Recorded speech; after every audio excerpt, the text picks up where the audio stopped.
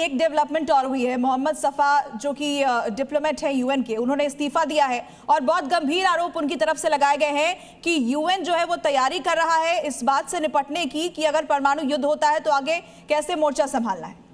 जी, आप नोट करेंगे इस समय जो है बयानबाजियां जो हैं वो थोड़ी सी तल्ख होती जा रही हैं। केस इन पॉइंट है डिसीजन कि हम एनपीटी से विड्रॉ करेंगे। ऐसी बात नहीं है कि किसी कंट्री ने एनपीटी से विड्रॉ नहीं किया है।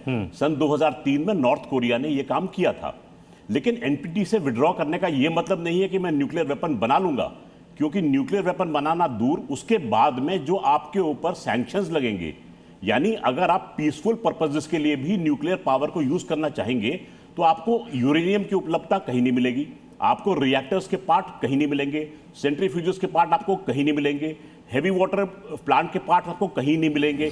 आपके ऊपर इस तरीके की सैंक्शंस आयद हो जाएंगी कि आपको काम करना मुश्किल हो जाएगा। तो इतना आसान नहीं है। इस समय हो क्या रहा है देखिए आप, बुशेर के एटॉमिक पावर प्लांट से 350 मीटर दूर एक मिसाइल आके एक्सप्लोड करती है। सिग्नल दिया जाता है कि हम आपकी इस शक्ति को अपनी निगाह में रखे हुए हैं और इस पर हम अटैक कर सकते हैं।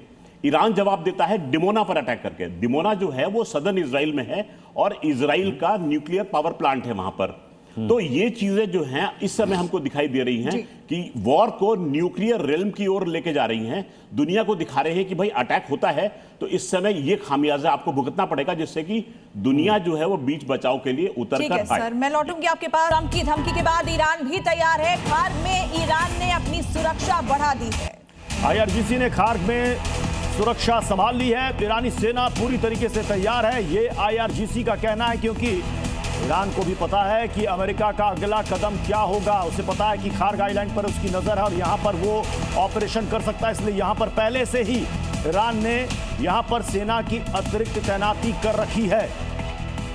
तो ईरान किसी भी धमकी से डर नहीं रहा, बल्कि अपनी तैयारी को और भी ज्यादा पुख्ता कर रहा है। IRGC ने खार्ग में सुरक्षा व्यवस्था को संभाल लिया है। ईरानी सेना पूरी तरह तैयार है। IRGC की तरफ से बयान सामने आया है। ट्रंप की धमकी के बाद ईरान पहले से ज्यादा तैयार दिखाई दे रहा है।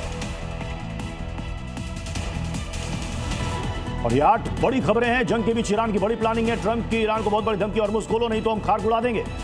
और खार्ग में ईरान ने इसके बाद सुरक्षा बढ़ा दी है। इधर लारिजानी और सिनवार की तस्वीरें जारी करके ड्रोन अटैक किया गया है। और इसी बीच ईरान ने पाकिस्तान को 2 टूक कह दिया है कि आपकी मध्यस्थता हमें स्वीकार नहीं है।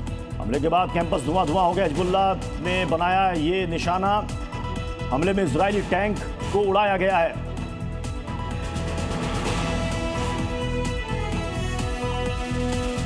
एक और बड़ी खबर आ रही है। ईरान के इस्फहान पर हमला हुआ। हमले के बाद आग और धुएं का गुबार वहां से उठता हुआ नजर आ रहा है। ये इस वक्त बड़ी खबर, इस्फहान पर अटैक, हमले के बाद आग और धुआं। ये देखिए, ईरान के इस्फहान से तस्वीर आपको दिखा रहे हैं।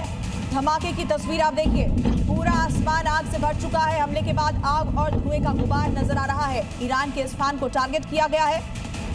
अंडरग्राउंड सेंटर्स को निशाना बनाया जा रहा है लगातार अमेरिकी और इजरायली सेना की तरफ से। और एक बड़ा पैनल हमें ज्वाइन कर चुका है। हमारे साथ retired colonel Mayank Choubey sir, defence expert है। हमारे साथ हैं NP Singh sir, defence expert. Ravinder Sachdeva sir हैं, विदेश मामलों के जानकार। आशुतोष कर्नाटक जी हैं, पूर्व MD हैं गेल के। मैं शुरुआत रविंदर सर आपसे करना चाहूंगा। जंग जिस मुहाने पर खड़ा है वहां से ईरान का NPT से बाहर आना, यह क्या बता रहा है? Thank you. NPT से बाहर आना लॉजिकल बता रहा है। ईरान को तो ये पहले कर देना चाहिए, 10 साल पहले न्यूक्लियर बॉम्ब बना देना चाहिए था। वही, अगर आपके पास न्यूक्लियर बॉम्ब होता तो आपको अमेरिका अटैक नहीं करता, कोई देश नहीं करता। एंड बाय द वे, इसमें खामेनी ने फतवा इशू कर रखा था 2004 से कि इस्लाम में हराम है एटॉमिक बम बनाना। ओके, वो अलग छोड़िए, तो ईरान पे भी बॉम्ब है नहीं। आप अगर न्यूक्लियर बॉम्ब की बात करते तो पहले देखिए इजराइल पे 70-80 बॉम्ब है। इजराइल NPT में है ही नहीं। और इस समय बातें ये चल रही है कि अगर आखिरी वक्त आ गया तो इजराइल है जो न्यूक्लियर बॉम्ब इस्तेमाल करेगा। अगर इजराइल को लगा कि ये जंग दूसरी तरफ जा रही है, क्योंकि इजराइल के लिए आर या पार टोटल की लड़ाई हो गई है। ओके, एंड अगर अमेरिका पीछे हटता है जैसे ट्रंप बार बार कह रहा है, और नेतन्याहू को यह पता है कि अगर अब की बार इन्होंने ईरान को दबा लिया, नहीं तो अमेरिका के अंदर पब्लिक ओपिनियन इजराइल के खिलाफ होता जा रहा है लंबे समय से, कई वर्षों से। अब और होता जा रहा है। तो आने वाले वर्षों में अमेरिका के अंदर इजराइल के साथ अटैक करने की इंटरेस्ट नहीं रहेगा। बहुत बड़ा डिवाइड आ गया अमेरिका के अंदर भी। ये जूइश लॉबी है वहां पर, यस जी, बट जूइश लॉबी भी बटी हुई है, और आधी जूइश लॉबी तो कह रही कि नेतन्याहू जो कर रहे हैं वॉर क्राइम्स है। तो अगर किसी का, आप मेरे से पूछे, अगर कोई न्यूक्लियर बॉम्ब इस्तेमाल करेगा, अगर चांस है, मिनिमम टू मिनिमम मेरे विचार से वो चांस है कि इजराइल द्वारा इस्तेमाल हो सकता है as a last resort. Iran पे तो कहां है अभी। एनपी सिंह सर, इसका जो इफेक्ट होगा ईरान पर, ईरान उसके लिए तैयार है, लेकिन सवाल यह है कि जो अभी यूरेनियम की का संवर्धन कर रहा है उससे ज्यादा वो कर पाएगा। IAEA उस पर निगरानी नहीं कर पाएगी। लेकिन आपको लग रहा है कि अब जो नेटो देश अब तक जो दूरी बनाए हुए थे, ईरान के इस कदम के बाद बोलेंगे कि नहीं, अब अमेरिका सही है? बिल्कुल, जो दुनिया के लिए जो मैसेज होगा, ये अगर पास कर देते हैं, जिस तरह से इन्होंने NPT से बाहर आने के लिए और स्विच वहाँ से टैक्स वसूलने के लिए और मुझसे इस तरह की जब ये कानून पास करते हैं अपने यहाँ से, तो कहीं ना कहीं जो अंतर्राष्ट्रीय समुदाय है, जो जियोपॉलिटिकल सिचुएशन है, उसमें तब्दीली आएगी, सोच में आएगी। बिल्कुल इवन नेटो की थिंकिंग में तब्दीली आएगी, क्योंकि अब ईरान की जो शक्ति थी उसे देखने के बाद विश्व ये मान चुका है कि ईरान बहुत कुछ कैपेबल है, even more than what we expected.